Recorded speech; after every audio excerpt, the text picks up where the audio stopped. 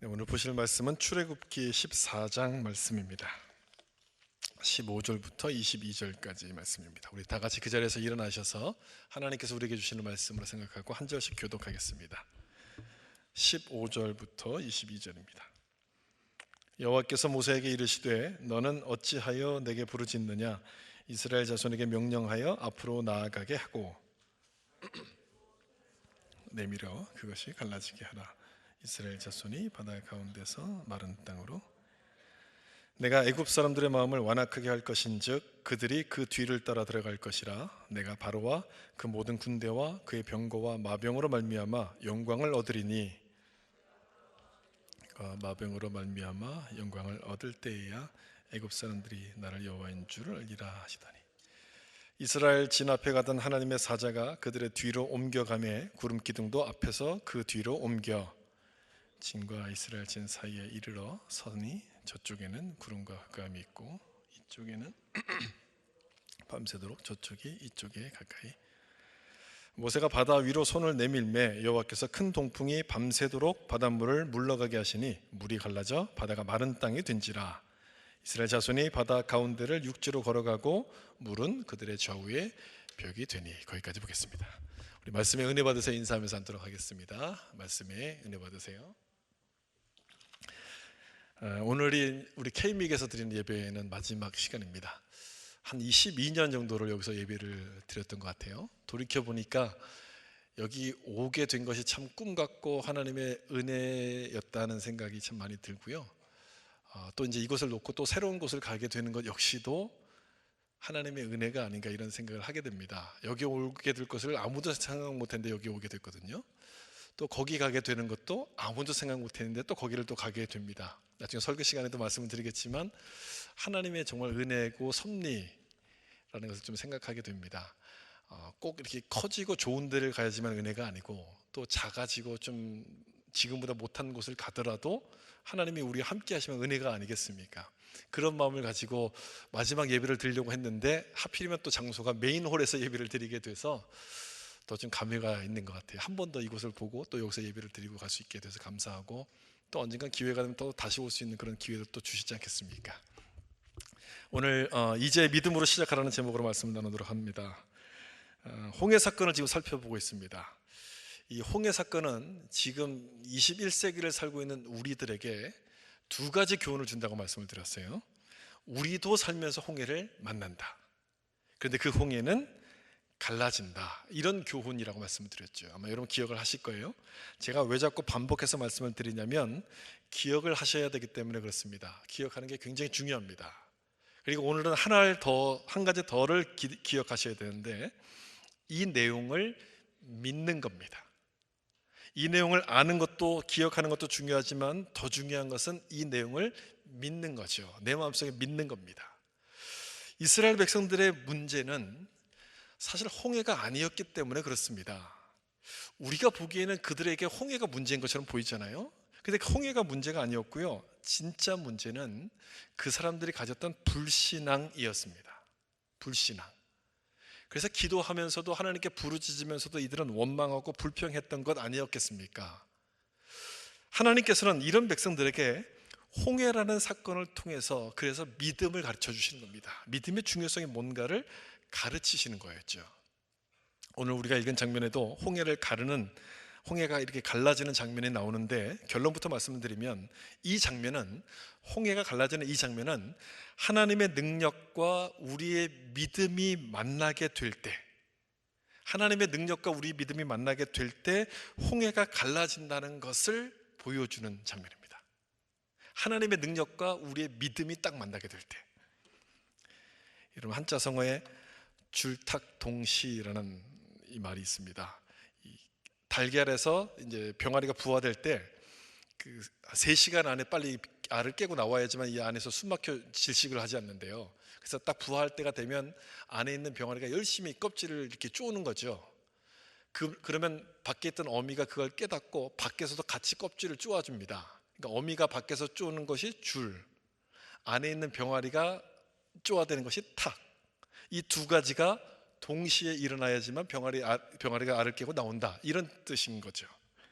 저는 이 줄탁동시란 말이 바로 그걸 보여준다고 생각해요. 하나님의 능력과 우리의 믿음이 이렇게 딱 만날 때 그 장면을 보여준다고 생각해요. 우리의 믿음이 어떻게 역사하는지를 보여주는 그런 말인 거죠. 그렇다고 하나님의 능력이 부족한 것이냐? 그런 뜻이 아닙니다. 그런 뜻으로 드리는 말씀이 아니라 우리와 함께 일하시기를 하나님이 원하신다.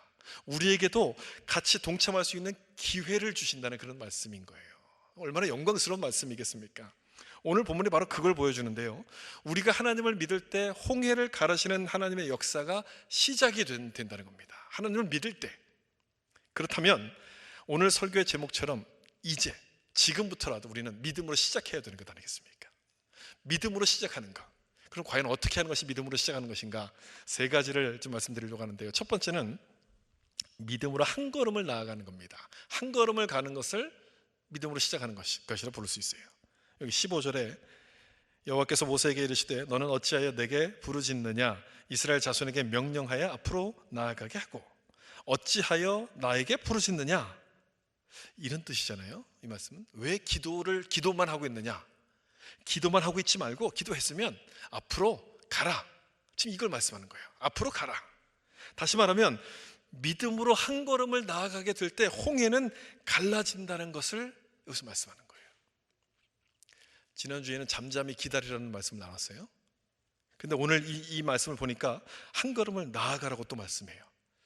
이게 어쩌라는 겁니까? 어떻게 하라는 건지 헷갈리잖아요. 가만히 있어야 되는 것이 가야 되는 것이 헷갈려요. 좀 정리를 좀 하고 넘어갔으면 좋겠는데요. 하나님께서 응답을 아직 안 주셨다고 느껴지면 그땐 기다려야 돼요. 무조건 기다려야 돼요. 그런데 15절에 있는 말씀처럼 앞으로 나아가게 하고 하나님의 응답이 나에게 왔다는 확신이 생기면 그때 가만히 있으면 안 돼. 기다리면 안 돼. 그땐 가야 되는 거예요. 이해가 되시죠? 정리가 되시죠? 이렇게 딱 정리를 하면 좋겠어요. 근데 문제가 있어요. 앞으로 가야 되는데 여기 앞이 어딥니까? 지금 앞으로 가라고 말씀하신 그 앞이 어딥니까? 홍해 아닙니까? 홍해. 바닷가로 가라. 바닷가로 들어가라. 이렇게 말씀하시는 거예요. 순간 이스라엘 백성들은 잘못 들었나 우리가? 어떻게 저 바닷가로 들어가라고 말씀하시는 것이 하나님이 잘못 말씀하셨는가? 아마 이런 생각이 들었을 거예요. 게다가 모세에게는 이렇게 말씀하셨어요. 지팡이를 들고 손을 바다 위로 내밀어서 그것이 갈라지게 하라. 홍해가 갈라지도록 하라고 모세에게 지금 말씀을 하시는 거예요. 여러분이 모세라면 어떻게 하시겠습니까? 손을 내밀 수 있겠습니까? 없겠습니까? 손을 내밀었다가 이게 안 갈라지면 어떡할 거예요? 얼마나 창피한 겁니까? 이스라엘 백성들이 지금 다 쳐다보고 있는 거예요. 손을 내밀 수도 내밀기도 그렇고 안 내밀 수도 없는 그런 애매한 상황인 거예요. 그런데 모세는 어떻게 하냐면 그대로 순종을 합니다. 그대로 순종을 하고 순종했을 때 이 홍해가 갈라져요. 모세니까 그렇죠. 모세니까 그런 것 아니겠습니까? 여러분 그렇게 생각하십니까? 아니, 저는 그렇지 않다고 생각해요. 모세라서가 아니라 하나님의 역사를 믿었기 때문에 그렇게 한 겁니다. 믿었기 때문에 하나님에 대한 믿음이 있었기 때문에 손을 내밀었었고 그래서 이 홍해가 갈라지기 시작해요. 저는 믿음이 무엇인지를 가르쳐주는 말씀이라고 생각해요. 믿음이 무엇인지를 여기서 보게 돼요. 믿음은 이런 거예요. 이해가 되지 않아도 그대로 받아들이는 것, 이게 믿음이에요. 하나님의 말씀이기 때문에 이해가 되지 않아도 그대로 받아들이고 순종하는 것이 믿음인 겁니다. 여러분 그렇지 않아요? 좀 생각해 보시면 이해가 되고 다 알아듣겠으면 그게 어떻게 그 믿음이 필요한 겁니까? 믿음은 필요 없어요. 그냥 다 이해가 되는데 무슨 믿음이 필요해요? 이해가 안 되니까 믿음이 필요한 것 아닙니까? 하나님의 말씀은 도대체가 납득이 안 되니까 믿음이 필요한 거예요. 그때 그 믿음을 보시고서 하나님은 홍해를 갈라주시는 거였어요. 이 말씀을 보세요. 히브리서 11장 29절 같이 한번 읽어볼까요? 믿음으로 그들은 홍해를 육지같이 건넜으나 애굽 사람들은 이것을 시험하다가, 여러분 이 말씀을 보시면 믿음장에 나오는 말씀인데 홍해를 무엇으로 건넜다고 이야기합니까? 믿음으로 건넜다는 거예요. 홍해는 믿을 때 갈라졌다 이 말씀인 거예요. 믿을 때 갈라진다는 그 말씀인 거예요. 그 말씀인가 동시에 믿음으로 홍해를 건넜다는 그 말 그대로 그 문자 그 의미인 것과 동시에 다른 한편으로는 그 정도로 상황이 심각했다 이런 뜻인 겁니다. 믿음이 아니고서는 도저히 건널 수 없을 만큼의 상황이었다. 지금 그런 의미가 이 안에 들어있어요. 여러분 생각해 보신 적 있어요? 이스라엘 백성들이 건넜던 그 홍해의 그 길이 어떤 길이었을지 생각해 보신 적 있습니까? 만약 이 홍해가 딱 갈라지면서 이 고속도로처럼 쭉 뻗은 길이 생겼더라면 믿음이 필요 없죠. 뭐 그런 길을 가는데 무슨 믿음이 필요합니까? 아무 믿음이 필요 없어요. 그냥 신나게 뛰어가고 기분 좋게 막 노래를 부르면서 걸어가면 돼요. 그런데 여기서 말씀하실 때 믿음으로 건넜다고 말씀하시는 것은 그런 길이 아니었다는 뜻이 포함이 되어 있는 겁니다. 모세가 홍해를 향해서 손을 내밀었을 때 동풍이 불었어요. 그러면서 물이 갈라지기 시작합니다. 십계라는 영화, 오래전에 나왔던 영화에는 한 번에 물이 이렇게 쫙 갈라져 아주 장엄한 웅장한 모습으로 이렇게 묘사를 했는데 어떻게 갈라졌는가 한번 보세요. 21절에 보면 이렇게 되어 있습니다. 여호와께서 큰 동풍이 얼마 동안 불었어요? 밤새도록 불게 하셨어요. 밤새도록. 그래서 홍해가 갈라진 거예요. 밤새도록 불게 하셔서. 그게 천천히 갈라졌다는 뜻이에요. 조금씩 갈라졌다는 뜻인 거예요. 저는 궁금했어요. 그걸 본 이스라엘 백성들의 마음이 어땠을까? 이 사람들의 표정이 도대체 어땠을까? 궁금했습니다. 한 번에 홍해가 이렇게 쫙 갈라졌다면 마음이 얼마나 든든했겠습니까? 우리가 믿는 하나님은 이런 분이야, 역시 굉장하신 분이야, 막 그런 신이 나지 않았을까요? 그런데 홍해가 밤새도록 바람이 불면 요만큼 갈라지고 요만큼 갈라지고 요만큼 갈라지는 거예요. 어땠을까요? 하나님이 왜 저렇게 하실까? 하나님의 능력이 부족한가? 하나님이 뭔가 좀 잘못하시는가? 이런 생각이 들지 않았겠습니까? 성경 주석가인 매튜 헨리가 이 장면을 이렇게 설명했어요. 백성이 발 디딜 때마다 홍해는 조금씩 점진적으로 갈라졌을 것이다. 물론 이분의 상상력을 더해서 한 해석인데 믿음으로 홍해를 건넜다는 그 장면을 지금 그렇게 해석했습니다. 발을 내디딜 때마다 조금씩 갈라졌을 것이다. 홍해를 다 건널 때까지 그렇게 건넜다는 거예요. 믿음으로 한 걸음 가고 또 믿음으로 또 한 걸음 가고 그렇게 해서 이 홍해를 다 건너갔다는 거예요. 하나님께서 무엇을 원하시는지가 여러분 이 장면에 분명히 나타나지 않습니까? 홍해가 갈라지는 것, 그게 아니라는 겁니다. 하나님께서 원하시는 것은 홍해가 갈라지는 것보다도 하나님을 믿고 그 길을 걸어가는가, 이걸 보길 원하셨다는 거예요. 그래서 이 홍해를 조금씩 갈라지게 만드신 거죠.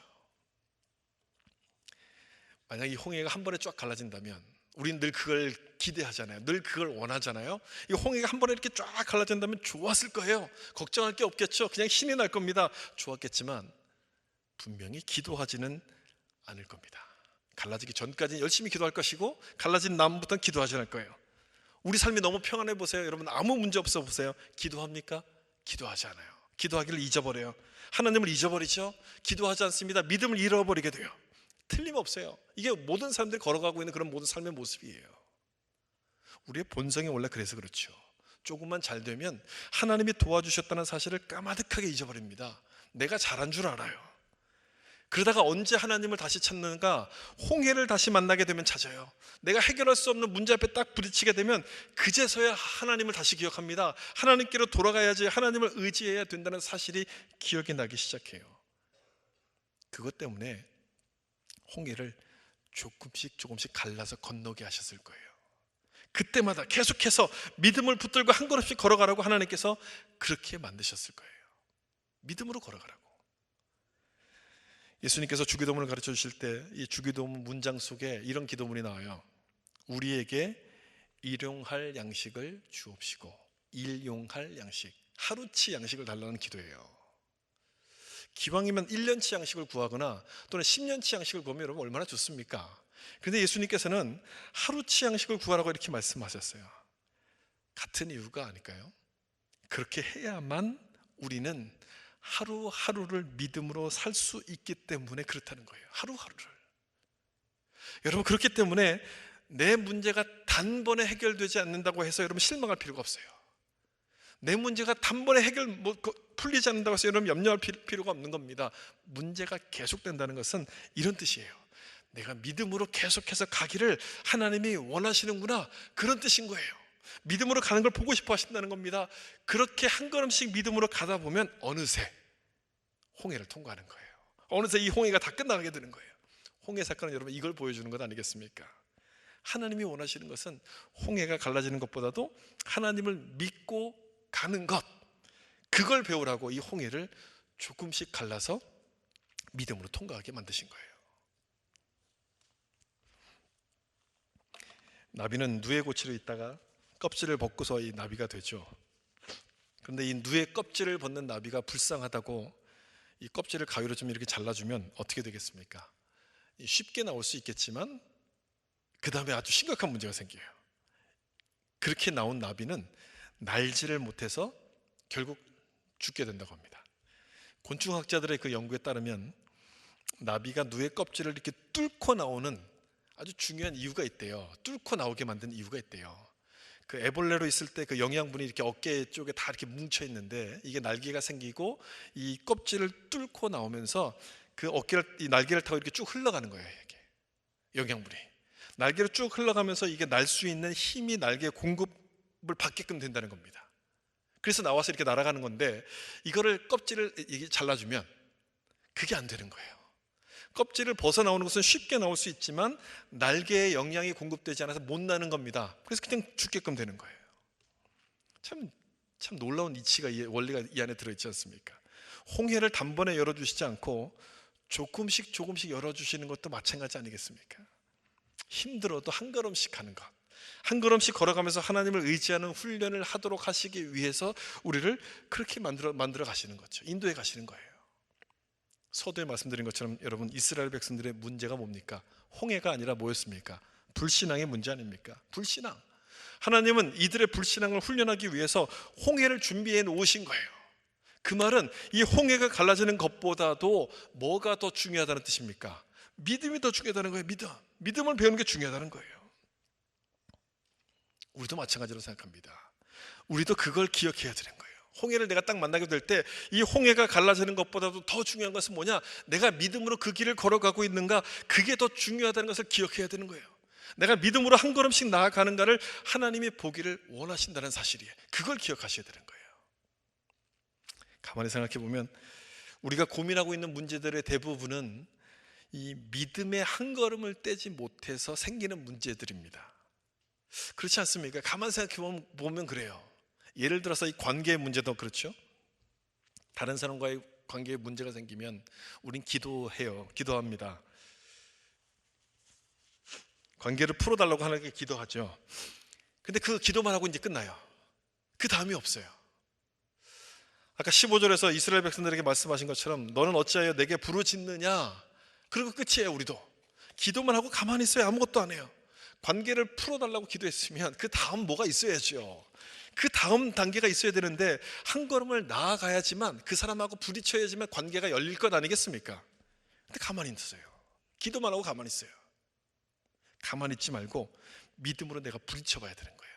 하나님께 내가 그 사람을 만나면 해야 될 말을 나에게 좀 가르쳐 주십시오. 하나님 지혜를 주셔서 내가 무슨 말을 해야 될지 알려주십시오 라고 기도한 다음에 때가 오면 그 사람과 믿음으로 한 걸음을 딱 나가는 거예요. 부딪혀 보는 거예요. 그래야지 열리는 거예요. 그래야지 열리죠. 여러분, 가만히 있다고 이게 열리겠습니까? 열리면 그때서 움직이겠습니까? 믿음으로 한 걸음 나아가게 될 때 그때서야 홍해의 문이 열리게 되는 거예요. 관계의 홍해가 열리게 되는 거예요. 여러분 앞을 가로막고 있는 홍해가 무엇이든지 간에 저는 뭔지 모르겠어요. 어떤 홍해든지 간에 여러분을 가로막고 있는 그 홍해가 무엇이든지 간에 하나님이 책임지실 것을 믿고 한 걸음을 나아가 보세요. 그러면 그때 홍해가 열리는 은혜가, 기적이 일어나게 될 줄로 믿습니다. 두 번째는요, 믿음으로 시작한다는 것은 이런 뜻이에요. 하나님의 임재를 그려보는 것입니다. 여기 19절과 20절 보시면 하나님이 구름 기둥을 뒤로 옮기신 것에 대한 말씀이 나오는데 두 가지 이유 때문에 옮기십니다. 뒤에서 추격하고 있는 바로를 막아주시기 위해서 뒤로 옮기셨고, 또 하나는 뭘까요? 또 하나는 하나님의 임재를 보여주시기 위해서 뒤로 옮기십니다. 두 번째 이유가 중요한 거죠. 하나님께서 지금 이스라엘 백성들과 함께 하심을 보여주기 위해서 구름 기둥을 뒤로 이렇게 옮기신 거예요.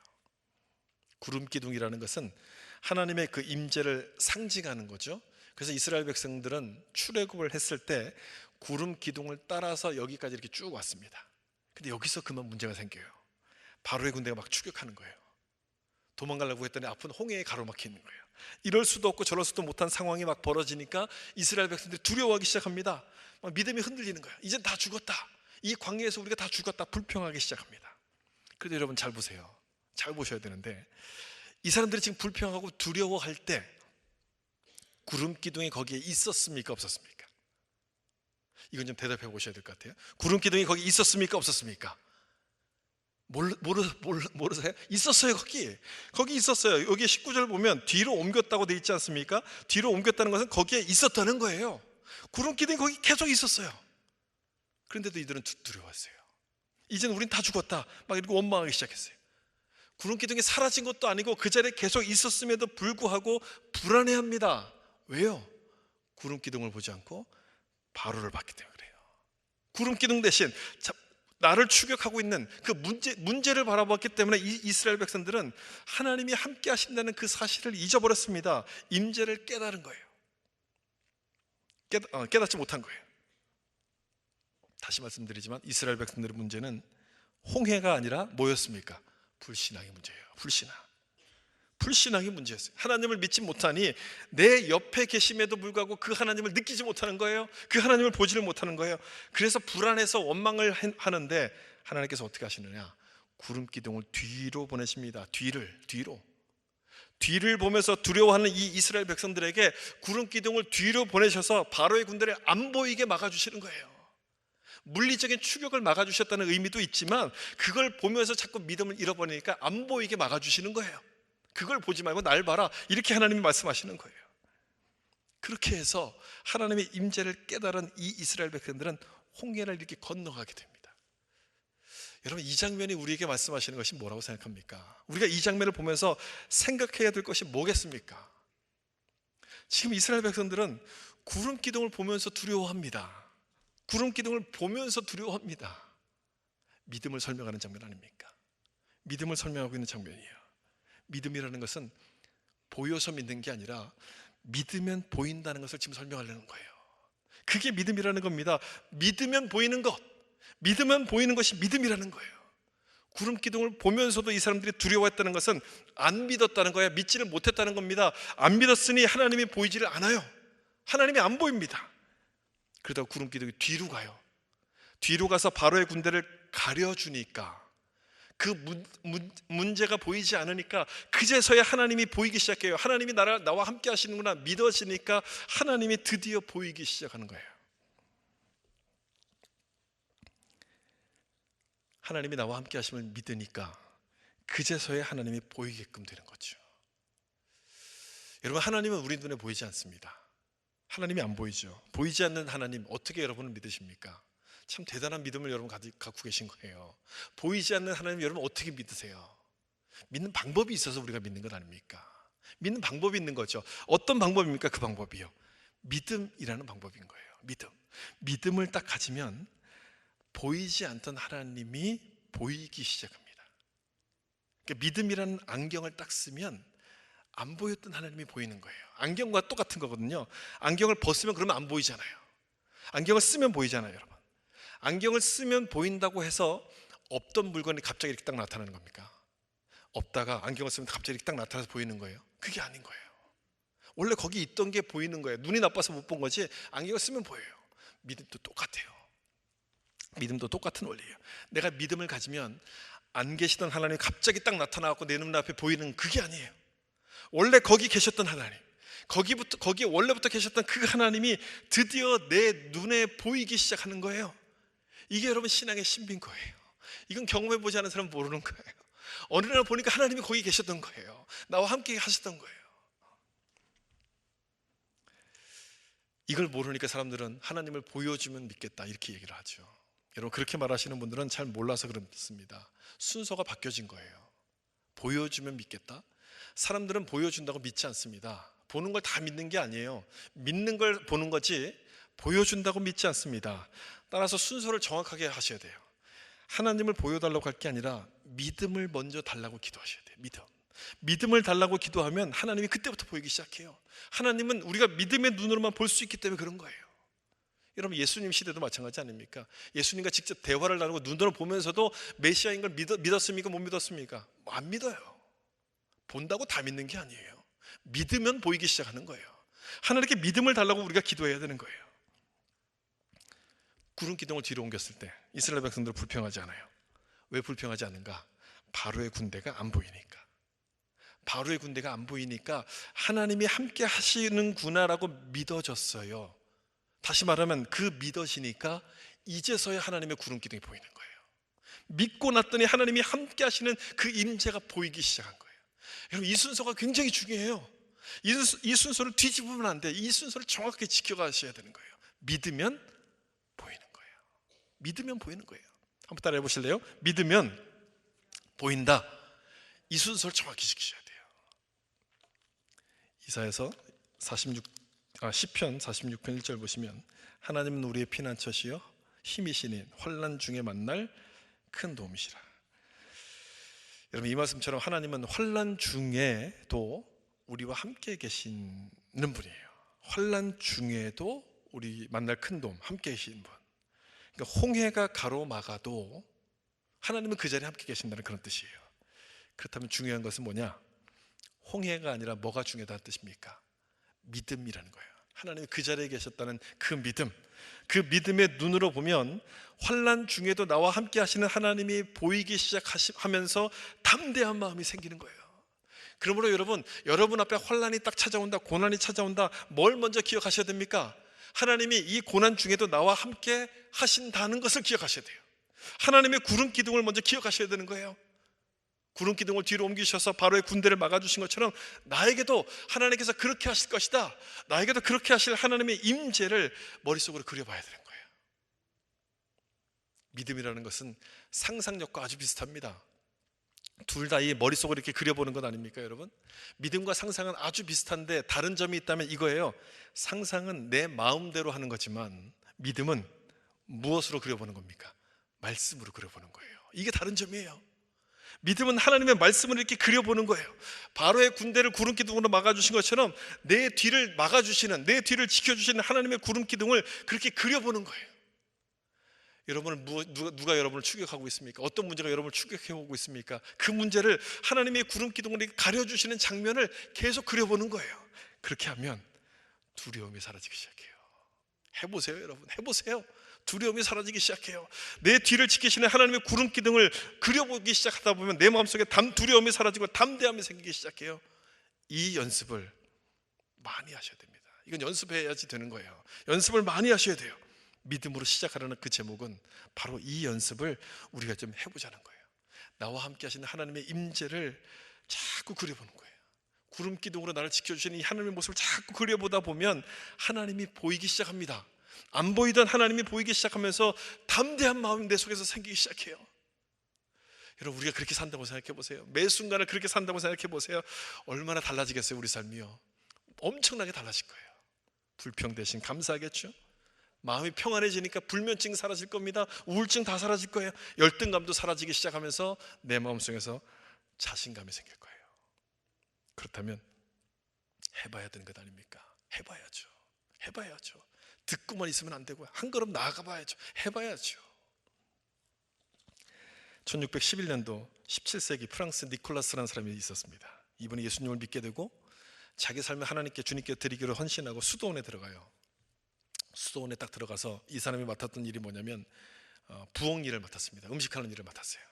근데 그 당시에 부엌 일은 이 최하층 사람, 아주 천한 사람들이 하는 그런 일이었어요. 그런 일을 맡았는데 이 니콜라스는 하나님이 나와 함께 하신다는 생각으로 사실을 믿고서 열심히 그 부엌 일을 합니다. 하찮은 일이었어요. 그런데 하찮은 일에도 하나님을 생각하면서 할 때 거룩한 일이 된다고 믿어서 열심히 합니다. 무엇을 하든지 어디를 가든지 하나님이 나와 늘 함께 하신다는 그런 하나님의 임재를 의식하면서 살았어요. 그랬더니 놀라운 변화가 일어났어요. 그 외모가 변하기 시작했어요. 그리고 그 사람을, 이 니콜라스를 만나는 모든 사람들이 야, 하나님의 임재가 함께하는 사람이구나, 그거를 느끼기 시작한 거예요. 그 모습이 막 거룩한 모습으로 막 바뀌기 시작한 거예요. 이 니콜라스의 변화를 주목했던 사람이 그 수도원의 원장이었어요. 그리고 그 사람과 대화를 하면서 또 그 사람과 편지를 주고받으면서 그 모든 내용들을 다 기록했습니다. 그 편지를 모아서 만든 책이 하나님의 임재 연습이라는 책이에요. 아주 얇은 책, 오래전에 나온 책이에요. 그 책에는 로렌스 형제라고 나오는데 수도원에서 이 니콜라스를 부르던 별칭이 로렌스였습니다. 그 책의 한 대목 중에 로렌스 형제가 이렇게 고백하는 내용이 나오는데 한번 들어보세요. 저는 하나님을 단순하게 겸손과 믿음으로 섬겨왔습니다. 혹시라도 그분을 거스른 것이라면 그 어느 것도 하지도 않으려 합니다. 저의 유일한 바람이 있다면 그것은 하나님께서 기뻐하시는 뜻을 온전히 행하는 것입니다. 그리고 그분을 향한 사랑이 아닌 그 어떤 다른 동기라면 저는 바닥에 있는 지푸라기 하나라도 줍지 않을 것입니다. 하나님을 향한 순전한 사랑만이 제 삶의 모든 원동력입니다. 여러분 어떠신가요? 그 하나님을 향한 순수함이 좀 느껴지지 않습니까? 하나님을 향한 순전한 사랑만이 제 모든 원동력입니다. 여러분 그렇게 사는 것, 그 모습이 하나님의 임재를 그려보는 모습인 거예요. 무엇을 하든지 하나님을 먼저 생각하는 것, 하나님을 위해서 하려고 하는 그 노력하는 것, 그게 하나님의 임재를 그려보는 연습인 거예요. 로렌스 형제는 우리의 영적 생활을 위해서 이것이야말로 가장 중요한 연습이라고, 이 부분이 가장 필요한 거라고 그렇게 이야기합니다. 하나님의 임재를 그려보는 것. 특별히 홍해가 내 앞을 가로막고 있다면, 바로의 군대가 내 뒤를 쫓고 있다면 여러분 이 연습을 우리는 반드시 해봐야 되는 거예요. 하나님의 임재를 그려보는 연습. 이 상황에서 하나님께서 어떻게 역사하실 것인가를 계속해서 그려보셔야 되는 거예요. 바로의 군대가 추격해올 때 구름 기둥으로 막아주시는 그 하나님의 모습을 내 삶에도 그려보는 거예요. 나에게도 하나님께서 그렇게 하실 것이다, 그렇게 역사하실 것이다, 이거를 그려봐야 되는 거예요. 그런 자에게 무엇이 두렵겠습니까? 그런 자에게 무엇이 두려움이 생기겠습니까? 매 순간 하나님의 임재를 의식하며 산다면 어떤 상황이든지 넉넉하게 이길 힘이 그 사람에게 주어질 거예요. 이 말씀 보세요. 이 말씀이 기억났어요. 같이 한번 읽어볼까요? 그러나 이 모든 일에 우리를 사랑하시는 이로 말미암아 우리가 넉넉히 이기느니라. 이 말씀을 준비할 때 이 말씀이 생각났어요. 이 부분 준비할 때 넉넉히 이기느니라. 여러분 참 좋은 말씀이잖아요. 참 은혜가 되는 말씀이죠. 근데 이 말씀이 어떻게 시작합니까? 첫 단어가 뭡니까? 그러나요. 그러나 이길 수 없는 상황에서도 이기게 된다, 이런 뜻인 거예요. 이길 수 없는 상황, 그 상황이 어떤 상황일까? 그 앞에 나오는 35절을 보면 이렇게 기록하죠. 환난이나 곤고나 박해나 기근이나 적신이나 위험이나 칼이라. 이런 상황, 도저히 이길 수 없는 상황이지만 이 상황에서도 하나님이 우리와 함께 하시기 때문에 우리는 넉넉히 이깁니다, 이런 고백인 거예요. 넉넉히 이깁니다. 중요한 것은 우리 힘으로 이기는 게 아니라 누구 힘으로 이깁니까? 우리를 사랑하시는 이로 말미암아. 여러분 이게 중요한 거예요. 넉넉히 이긴다는 말씀만 막 좋아하면 안 되고요, 우리를 사랑하시는 이로 말미암아 이기는 거예요. 세상 사람들도 다 우리가 이긴다고 얘기해요. 자기 힘으로 이긴다고 얘기하잖아요. 근데 우리는 누구 힘으로 이깁니까? 우리를 사랑하시는 이 하나님의 힘으로 이기는 거예요. 그래서 하나님의 임재를 그려보는 게 중요한 거예요. 하나님의 임재, 하나님이 함께 하심을 그려보는 사람들에게는 나와 함께 하시는 하나님의 그 구름 기둥이 보이기 시작하는 거예요. 홍해가 가로막는다 할지라도 그 홍해를 가르셔서 넉넉히 이기게 하실 그 담대함이 내 마음속에 생기게 되는 겁니다. 이 말씀을 붙드셔서 믿음으로 시작하시는 여러분 다 되시기를 예수님의 이름으로 축복합니다. 마지막으로 한 가지만 더 나눌 것은요, 특별한 방법으로 역사하실 것을 믿어야 한다는 겁니다. 여기 14장 21절 22절 말씀이 나오는데, 모세가 바다 위로 손을 내밀매 여호와께서 큰 동풍이 밤새도록 바닷물을 물러가게 하시니 물이 갈라져 바다가 마른 땅이 된지라. 이스라엘 자손이 바다 가운데를 육지로 걸어가고 물은 그들의 좌우에 벽이 되니. 물이 이렇게, 물벽이 이렇게 생긴 거죠. 최초의 수족관이 아마 이런 모습이 아니었을까, 이런 생각이 들어요. 물로 벽을 딱 만든 거예요. 거기 딱 끊어진 거죠. 홍해 스토리 중에서 가장 극적인 부분입니다. 이 장면에, 이 물이 딱 갈라지는 장면. 여기서 궁금한 것은 이스라엘 백성들이 홍해가 이렇게 갈라질 것을 알았을까 하는 부분이에요.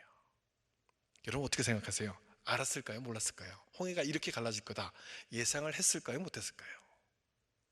물론 그 앞에서 모세에게 16절에 나오죠. 바닷 가운데 마른 땅으로 걸어가라, 이렇게 하나님이 말씀을 하셨어요. 이미 말씀하셨지만 정말 진짜 바다가 갈라질 거라고 예상을 했을까요? 저는 못했을 거라 생각해요. 본 적이 없잖아요. 한 번도요. 들어본 적도 없잖아요. 바다가 갈라질 걸 어떻게 예상을 합니까? 그런데 22절에 있는 이 말씀처럼 바다 가운데 육지가 생겼습니다. 갈라진 거예요. 그리고 그 길로 걸어간 거예요. 정말 그 일이 벌어진 거예요. 아무도 예상하지 못한 아주 특별한 방법으로 하나님이 역사를 하신 것이었어요.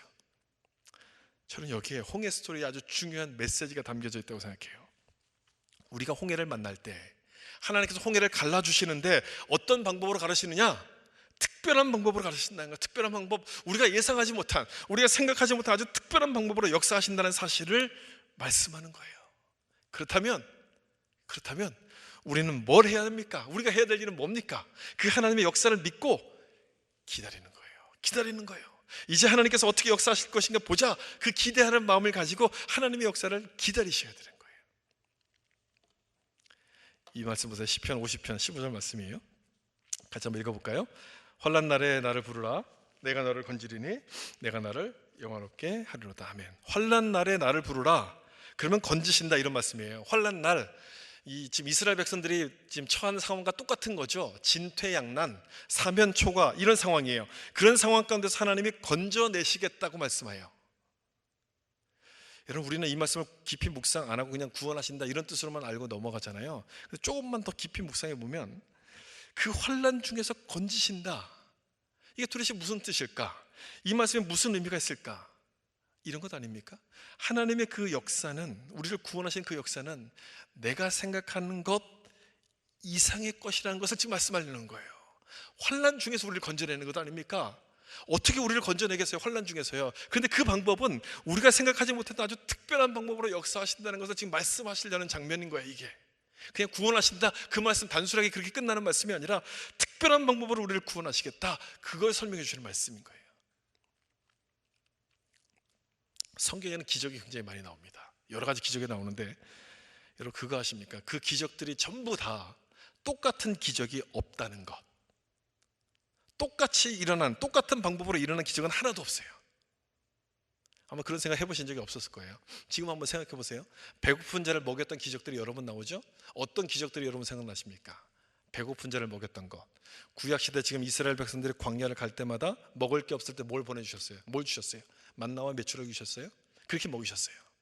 신약에서는 예수님께서 막 말씀 전하시다가 저녁 때가, 식사 때가 돼서 먹을 게 없자 뭘 먹이셨습니까? 오병이어를 통해서 이렇게 먹이시잖아요. 또 선지서, 구약의 선지서에 보면 엘리야 선지자에게 기름을 대접한, 이 밥을, 식사를 대접한 이 과부에게 먹을 게 뚝 떨어지자 가루와 기름이 떨어지지 않는 방법을 통해서 그들을 먹이십니다. 먹이신다는 것은 똑같은데 방법은 다 달라요. 병든 사람을 치유하실 때는 어떻게 하셨습니까? 예수님께서 때로는 말씀으로 치유하셨어요. 때로는 그 눈에다 진흙을 발라서 고쳐주셔요. 때로는 그 병자의 손을 잡고 일으켜 주심으로써 그를 고쳐주시기도 했어요. 똑같은 방법으로 일어난 기적은 한 번도 없어요. 한 번도 없어요. 그 말은 무슨 뜻일까요? 하나님의 역사와 하나님의 방법은 무궁무진하다는 거예요. 무궁무진하다는 거예요. 하나님의 역사는 우리의 생각을 뛰어넘는 아주 특별한 방법으로 이루어진다는 것을 말씀하는 거예요. 그걸 기억하면 여러분 기다리게 되는 거예요. 그걸 기억하면 불평하거나 포기하지 않고 하나님이 이번에는 어떻게 역사하실 것인가, 이번에는 어떻게 나타나실 것인가, 그 하나님의 임재를 그려보게끔 되는 거예요. 그 미국 시카고에서 아주 오래전에 있었던 일이에요. 이 예화는 그 하나님의 그 일하시는 방법을 보여주는 아주 예화인데, 저는 이 얘기를 할 때마다 저에게도 막 힘이 돼요. 한 부부가 홈레스 사역을 하려고 건물을 빌렸습니다.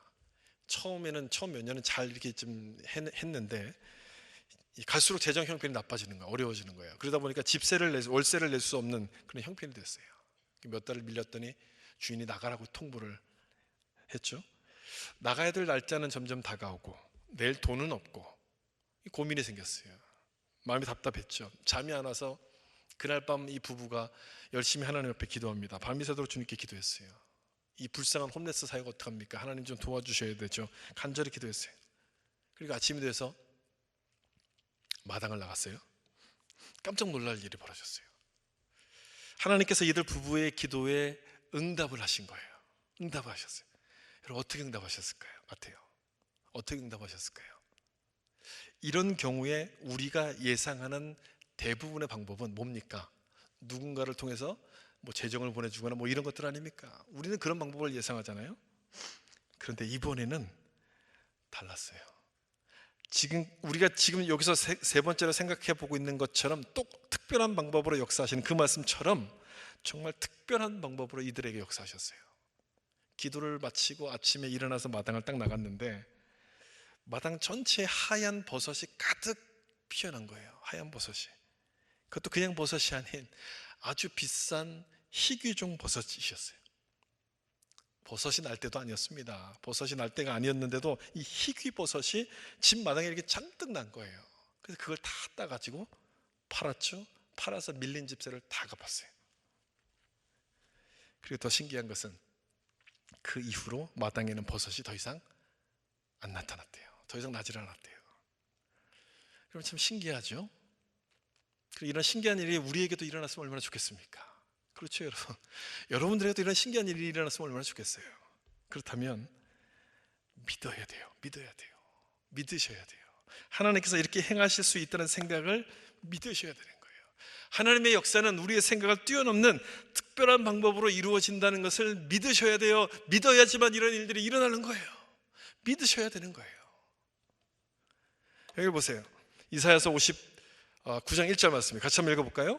여호와의 손이 짧아 구원하지 못하심도 아니요 귀가 둔하여 듣지 못하심도 아니라. 그럼 여러분 뭐가 문제라는 얘기입니까?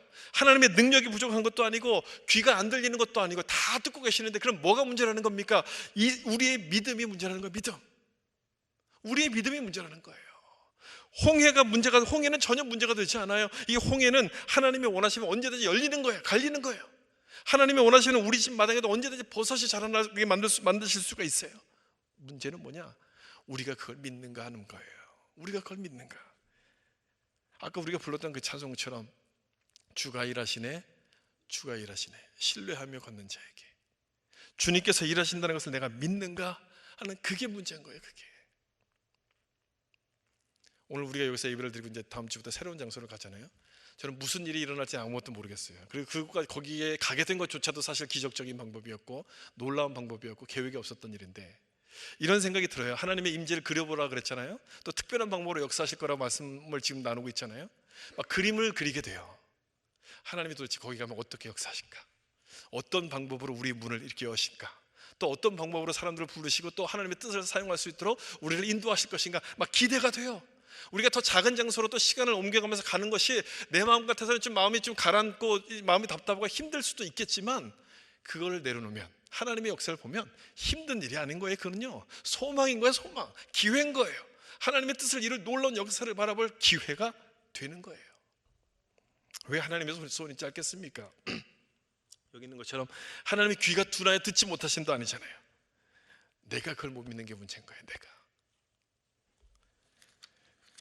이 홍해 스토리는 바로 그걸 말씀하고 있어요. 우리가 홍해를 만날 때 하나님께서 그 홍해를 가르시는데 그 가르심은 역사는 믿는 자에게 나타난다. 누구에게 나타나요? 믿는 자에게 나타나는 거예요. 하나님의 능력과 우리의 믿음이 만날 때 줄탁동시잖아요. 하나님의 능력과 우리의 믿음이 딱 만나게 될 때 홍해는 갈라지는 거예요. 여러분 이 말씀 믿으시고 어떤 것도 두려워하지 마시고 믿음으로 한 걸음 걸어 나갈 수 있는 여러분 되시길 바랍니다. 두려운 마음이 생길 때마다 구름 기둥으로 임재하실 하나님의 역사를 그려보세요. 여러분을 두렵게 만드는 일들이 찾아올 때마다 하나님께서 어떻게 역사하실 것인가를 좀 선포해 보세요. 그려보세요. 믿음으로 한번 생각해 보세요. 하나님의 놀라운 역사에 임하게 될 거예요. 하나님의 뜻을 보게 될 거예요. 하나님의 기적을 보게 될 거예요. 여러분 모두가 다 그렇게 하심으로 믿음으로 시작하는 자가 되셔서 하나님의 놀라운 승리를 경험할 수 있기를 예수님의 이름으로 축원합니다. 같이 한번 기도하겠습니다.